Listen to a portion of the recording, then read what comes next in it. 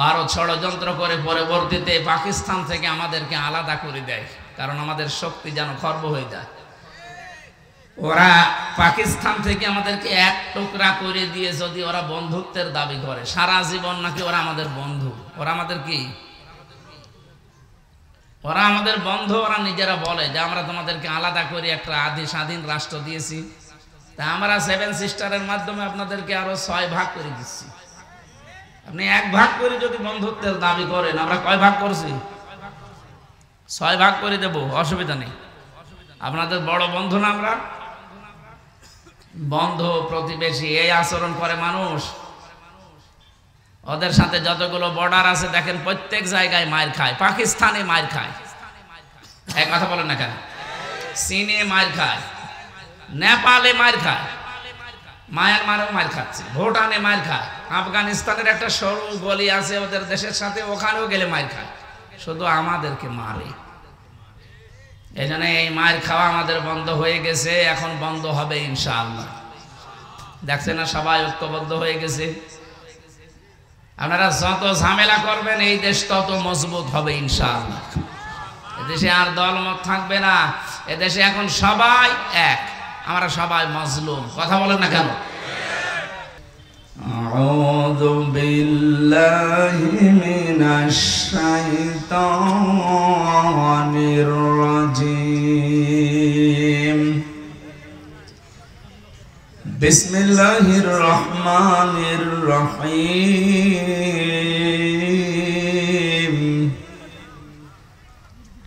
وضرب الله مثلا قرية كانت آمنة مطمئنة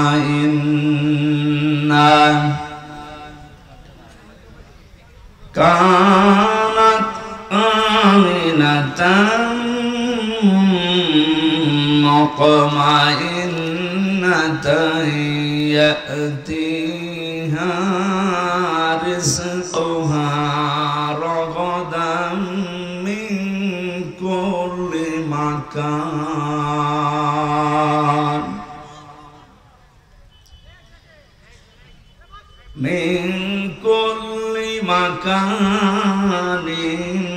فكفرت بأنعم الله فأذاقها الله لباس الجوع والخوف بما كانوا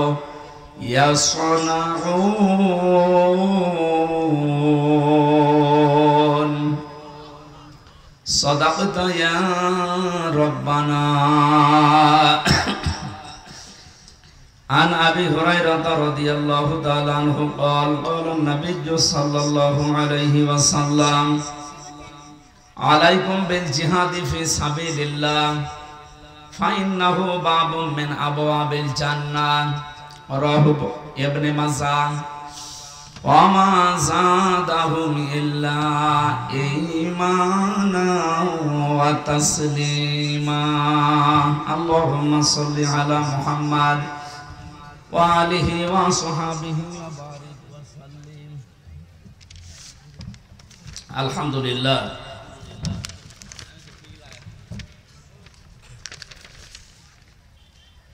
নওগাঁ জেলার মহাদেবপুর থানার অন্তর্গত রায়পুর মির্জানগর যুব মাহফিল কমিটির উদ্যোগে অষ্টম বাৎসরিক 2 দিন ব্যাপী ঐতিহাসিক তাফসীরুল কোরআন মাহফিলের প্রথম দিবসের স্বনামধন্য সভাপতি জনাব মোহাম্মদ আব্দুল হাই দামাত বারকাতুহুল আলিয়া, মাহফিলের প্রধান অতিথি অত্র ইউনিয়ন পরিষদের সম্মানিত চেয়ারম্যান, আমাদের অভিভাবক শ্রদ্ধাভাজন বড় ভাই জনাব মোহাম্মদ এনামুল হক, যে দায়িত্ব আল্লাহ তাকে দিয়েছেন সঠিকভাবে আঞ্জাম দেওয়ার তৌফিক যেন দান করেন। মা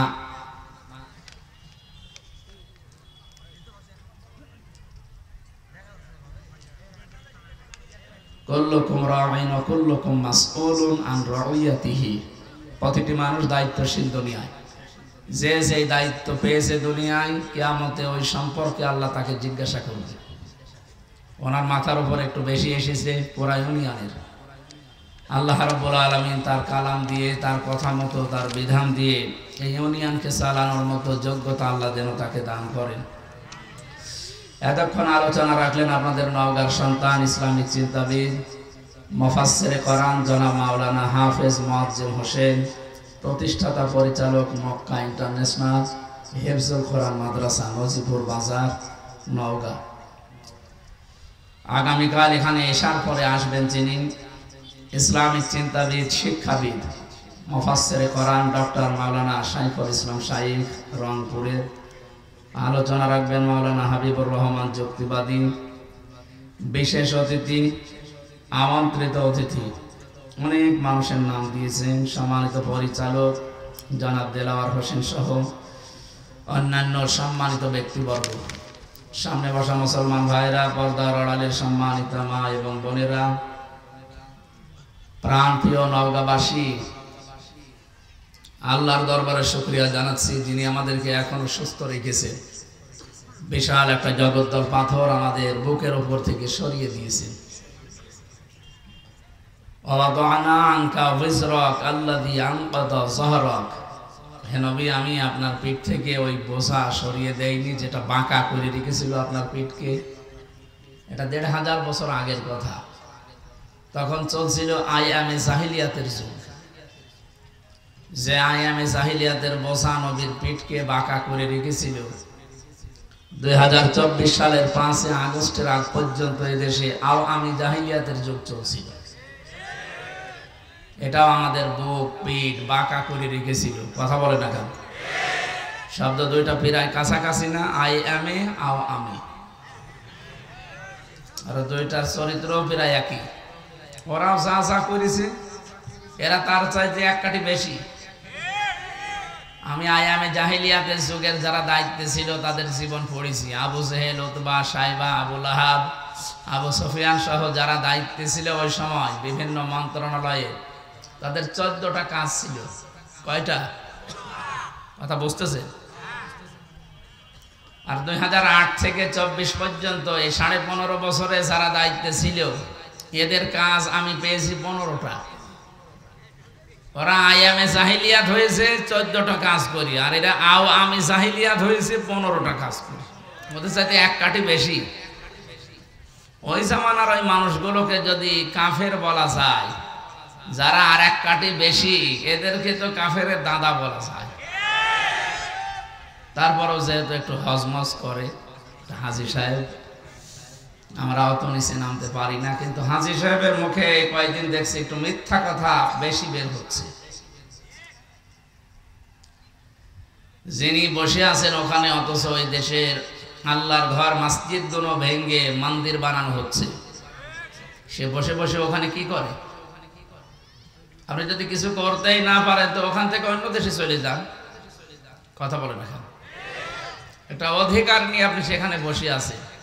সারা জীবন এতদিন আমরা শুনলাম যে আমাদের স্বামী স্ত্রীর সম্পর্ক, এই স্ত্রী হিসাবে একটু বলা যাচ্ছে না যে ওগো এগুলো বন্ধ করো?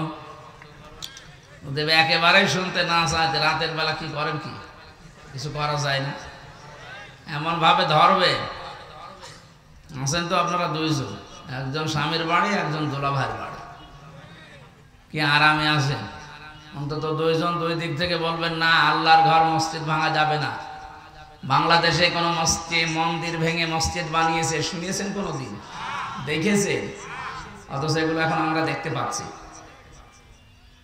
এরপরও ট্রাম্প সাহেব আসার পরে এরা দুই বোন মিলে বিভিন্ন জায়গায় এখন এই মিথ্যাটা ছড়াচ্ছে সিম্পিতি পাওয়ার জন্য বিশ্বের মডলদের, যে আমরা নির্বাচিত ছিলাম, আমাদেরকে উৎখাত করা হয়েছে। এটা রাহা মিথ্যা কথা। আপনি নির্বাচিত ছিলেন, এই কথা শয়তানও বিশ্বাস করবে? আমার মনে হয় ঘোড়াকেও যদি কেউ বলে যে 15.5 বছরে যারা ছিল ওরা কি নির্বাচিত, ঘোড়াও মনে হয় হাসবে। একটা কথা বলবে, নির্বাচনই তো হয়নি, নির্বাচিত হয় কি করে? কথা বলে না কেন? সুতরাং 8 সাল থেকে 24 সাল পর্যন্ত যতগুলো নির্বাচনের নামে প্রহসন হয়েছে জনগণের সাথে, এর দ্বারা যারা এমপি, এর দ্বারা যারা মন্ত্রী, এর দ্বারা যারা উপজেলা চেয়ারম্যান, এরা পোস্টারে যেন না লিখে যে সাবেক এমপি, সাবেক মন্ত্রী। আপনি লিখতে পারেন সাবেক চোর, এতটুকু লেখার ক্ষমতা দিয়েছি যে আপনি লিখবেন এখন থেকে সাবেক চোর। আর যেগুলো দিনের ভোট রাতে করে ফেলেছে তারা লিখবেন সাবেক ডাকাত। আপনি এর ছাড়া অন্তত এই বৈধ শব্দ লিখতে পারেন না যে সাবেক এমপি, সাবেক মন্ত্রী। কে আপনাকে ভোট দিয়েছে বলেন? আপনাকে ভোট কেউ দিয়েছে? আমি নিজে দেশের নাগরিক হই, আমার 33 বছর বয়স, অন্তত 18 বছর থেকে তো ভোট দিলেও 3 বার দেওয়া যায়, একবারও দিতে পারলাম না। একবার 154 জন একেবারে বিনা ভোটে, আর একবার রাতের দিনের ভোট আপনি রাতে করে ডিক্লেয়ার দিয়ে দিলেন। সুতরাং আমরা চাই এই 15.5 বছরে যারা দায়িত্বে ছিল, সে যে জায়গায় হোক, মন্ত্রী হোক, এমপি হোক, উপজেলা চেয়ারম্যান, মেয়র, যাই বলেন, টাকা ফেরত দেওয়া লাগবে। জানিয়েছেন বেতন হিসাবে, আপনার বেতন নেওয়াও জায়েজ নেই, কারণ এই দেশের জনগণ আপনাকে ভোট দেয়নি। এক কথা বলেন না কেন? এরপরও যারা এই মিথ্যা কথা ছড়াচ্ছেন যে আমরা নির্বাচিত ছিলাম, একটা হাসি মানুষ এত বড় মিথ্যা কথা বলে, এই যে একজন হাসি, এনার বদনাম হবে না? আপনারও মিথ্যা শুনে তো এনার নামে আমার নামও মানুষ বলবে যে হাসি না, এই পাঁচি। এই জন্য আমরা হজ করেছি টাকা খরচ করে, আপনার মতো রাষ্ট্রের টাকা দিয়ে না। আপনি এমন কাজ করবেন না যেন আমাদের উপর আবার বদনাম আসে যে এ তো হাসি না, হাসি মানে মিথ্যা কথা বলে, এমন হয় পাঁচি। কথা বুঝেন? আমরা একটু চেষ্টা চালাবো এরকম যেন কেউ মিথ্যা আর ছড়াতে পারে না। এই জন্য আজকে রায় হয়েছে, যারা পালিয়েছে, এই 2 বোন সহ যারাই পালিয়েছে এই দেশ থেকে অবৈধভাবে, এই মানুষগুলোর কোনো কথা আর প্রচার করা যাবে না। উস্কানিমূলক যেটা, বিদ্বেষমূলক যেটা দেশের বিরুদ্ধে যায়। হাইকোর্টে আজকে রায় অলরেডি দিয়ে দিয়েছে। সুতরাং এই কাজ কেউ করলে কিন্তু তার এবার আইনগতভাবে খবর আছে। ওরা নিজেরা মোবাইল করে, নিজেরাই ওইটা আবার রেকর্ড করে, এডিটিং করে, ওইটা আবার নিজেরাই ফ্ল্যাশ করে দেয়। সব বানানো ওদের, কোনো ষড়যন্ত্র কাজ হবে না। যতগুলো ইস্যু তৈরি করছে সব মুখ থুবড়ে পড়েছে। এই কথা বলেন না কেন? এখন আবার ইসকন দিয়ে আরম্ভ করেছিল। এই ইসকন যারা, এ মানুষগুলো কিন্তু সরাসরি হিন্দু না, এগুলো ইহুদিদের দ্বারা পরিচালিত। ওদের প্রতিষ্ঠাতা যেই লোক, নাম শুনেছেন? শেষে ওর নামের শেষে ডিগ্রি দেওয়া আছে প্রভুপাদ। হ্যাঁ, এটা ওর ডিগ্রি, প্রভু। আমার হয় সবসময় পাদের উপরে আছে। এই লোকটা একটা ইহুদি, অথচ খ্রিস্টান চার্চে লেখাপড়া করেছে। এরপরে হিন্দুদেরকে ধর্মীয় বিদ্বেষের মাধ্যমে একটা আলাদা জাতি গোষ্ঠী মানিয়ে ইসকনের মাধ্যমে ধর্মীয় উন্মাদনা ছড়ানোর ক্ষেত্রে এরা কাজ করছিল। ওনারা বসে বসে আর কাজ পায়নি, এখন এদেরকে দিয়ে দেশে বিশৃঙ্খলা তৈরি করার জন্য ফাঁদ পেতেছিল। ফেসবুকের কোনো তথ্য এখন থেকে আর বিশ্বাস করবেন না। প্রভাকাণ্ডায় এবং যারা উশৃঙ্খল বক্তব্য দিয়ে এই দেশকে অস্থিতিশীল করতে চায়, তাদের ফাঁদে পা দেবেন না, তাহলে কিন্তু গোপালগঞ্জের ওই মানুষের মতো পেছনে হারিয়ে ফেলবে। এমন পিটানো পিটিয়েছিল, ওই কয়েকদিন গোপালগঞ্জ থেকে ঢাকায় আসতে, বসে আসলে 300 টাকা, দাঁড়িয়ে আসলে 1000 টাকা। এই কথা বলছে না, বসতেও পারতো না। এই জন্য আগামীতে এরকম করলে কিন্তু প্রশাসন এবং প্রধান যিনি দায়িত্বে আছেন এই দেশের, সেনা প্রধান ঘোষণা অলরেডি দিয়ে দিয়েছে, কেউ যদি এরকম কিছু করে দেশে অস্থিতিশীল পরিবেশ তৈরি হচ্ছে। আর যদি ঘূর্ণাক্ষর আমরা জানতে পারি, ঠিক ওই রকম পেছনে এমন ভাবে লাল করা হবে, বান্দরের পেছনে তার কি লাল, তার চাইতে বেশি হয়ে যাবে। এই জন্য আমরা যেন সাবধান থাকি। যে আল্লাহ আমাদেরকে বিশাল পাথর নামিয়ে যে কথা বলার মতো একটা যোগ্যতা দিলেন, পরিবেশ তৈরি করে দিলেন, এটা যে কত বড় নিয়ামত, কথা বলতে পারা। আমি এর আগেও নওগাঁয় এসেছিলাম, কথা বলতে পারি না। কথা বললে 10টা 8টা কথা ভেতরে থাকতো, 2টা বলা যেত। এই কথা বলছেন না কেন? তো এখন 8টা না, 10টা বললে 10টাই সামনে বলা যাবে ইনশাআল্লাহ। গোয়েন্দা বিভাগের প্রধান যিনি ছিলেন, এই কিছুদিন আগে দায়িত্বে পেয়েছিলেন, উনি আমারে বলছে এদেশের 15.5 বছরের জঞ্জাল সব মুক্ত করা লাগবে। 56,000 বর্গ মাইলে কোনো জায়গায় কোরআনের কথা বলতে কারো অনুমতি নেওয়ার দরকার নেই। কেউ যদি বাধা দিতে আসে শুধু একটু জানাবেন, ওর দাঁত মুখ খুলে ফেলবে। বললাম, স্যার আপনি এতদিন ছিলেন কোথায়? আমি নতুন দায়িত্ব পেয়েছি। কিন্তু আপনি রাতের বেলা যে অনুষ্ঠানগুলো করেন, এই কমিটিকে আগে থেকে জানিয়ে দেবেন, তারা যেন পর্যাপ্ত আলোর ব্যবস্থা রাখে। স্থানীয় প্রশাসন যারা আছে, ফাঁড়ি থানা, তাদেরকে যেন সাহায্য নেয় যদি পারে। 2 নম্বরে মেয়েদের যে জায়গাগুলো করবে ওইটা যেন একটু সেপারেট রাখে। তাদের প্রসাব পায়খানা, নামাজের ব্যবস্থা, চলাফেরা, এটা যেন নিরাপদ হয়। এই 2টা বিষয় কমিটিকে বলে দেবেন। আমি এটা বলেছি, এরপরও আজকে বললাম, সারা দেশে এটা রেকর্ড হয়ে ছড়িয়ে যাচ্ছে। যারা রাতের বেলা অনুষ্ঠানগুলো করবেন এই 2টা শর্ত মানবে। দিনের বেলা তো অন্তত আলো লাগে না, কিন্তু মেয়েদের একটু পরিবেশটা নিরাপদ করে দেবেন, যেন কোনো পুরুষ মানুষ ওখানে দায়িত্বে না থাকে, কারণ ওটা একটা ফরজ কাজ। পর্দা কি বলেন না কেন? এই ফরজ বিধান লঙ্ঘন হলে আপনি শুনতে এসেছেন কোরআন, লাভ হবে, গোনা হয়ে যাবে। যেন মেয়েদের সেই জায়গায় দিয়েছেন। কোথায় মেয়েরা? কোথায়? এই জায়গায়। ঠিক আছে। যে আল্লাহ আমাদেরকে কোরআনে কারিমের কথা শোনার জন্য এতক্ষণ ধৈর্য দিলেন। আমি 3টার সময় উঠতাম, আপনারা জানি জোহরের পর থেকে বসে আছেন। আসলে কালকে রাতের বেলা রাত 3:45 আমার স্টেজে দিয়েছে। ফজরের আজান দিল 5টায়, তখন আমি নামলাম। বলেন আমি ঘুমাবো কখন? আর কোথায়? সে টাঙ্গাইল নাগরপুরে একটা, পাবনা আটঘরিয়া একটা, এরপরে টাঙ্গাইল কালীহাতি একটা। এই 3টা করতে গিয়ে কালকে এক রাতে আমার জীবন শেষ হয়ে গেছে। প্রশ্ন আসতে পারে, এত নেওয়ার দরকার কি? এত নেওয়ার দরকার কি? আজকে নিয়েছেন কোন কারণে? হ্যাঁ, আমি এত পারি না, আপনারা ছাড়েন না, আল্লাহু আকবার। এরকম হয়ে যাচ্ছে আমার এদিকে একেবারে জীবন শেষ হয়ে গেল। 3 বছর ওরা জেলে রেখে যা করেছে, আমার শরীরে কিছু আছে, এমনি আমার শরীর চলে না, তারপরে আবার যে অবস্থা। এই জন্য আমি দুঃখ প্রকাশ করছি। এসে আমার শরীর আর পারছিল না, আমি ঘুমিয়ে পড়েছিলাম ঘন্টাখানিক। এই কারণে বললাম যে আসরের নামাজটা একটু আগে পড়ে নেবেন, 3:30 বা 3:45 পড়েই যেন আমরা উঠতে পারি। আমরা ঠিক সেইভাবেই করছি, অন্তত মাগরিব পর্যন্ত চালাবো ইনশাআল্লাহ। আজকের একটা গ্রাম নিয়ে কথা বলবো কোরআনে কারিমে আল্লাহ যেটা আমাদেরকে শোনাতে চেয়েছেন, বাংলাদেশের সাথে মিলবে ইনশাআল্লাহ। কোরআন যারা শুনতে আসলেন খুশি হয়ে বলেন আলহামদুলিল্লাহ। দরুদ আর সালাম পড়ছি আমাদের নবী মুহাম্মদুর রাসূলুল্লাহ সাল্লাল্লাহু আলাইহি ওয়াসাল্লামের প্রতি। নবীজির মাধ্যমে যে কোরআনে কারিম পেয়েছি, সূরা নমল 51-52 2টা আয়াতের কিছু কথা বলার পরে আমরা তাফসিরে প্রবেশ করব। এটা আমাদের জন্য খুব জরুরি। আল্লাহ রাব্বুল আলামিন বলেন, ফাযুর কাইফা কানা আকিবাতু মাকরিহিম আন্না দাম্মারনাহুম ওয়া কওমাহুম আজমাইন। হে নবী, আপনি নজর করে দেখেন যে মানুষগুলো ষড়যন্ত্র করেছিল, আমি আল্লাহ তাদের এই ষড়যন্ত্রের পরিণাম কি করেছি।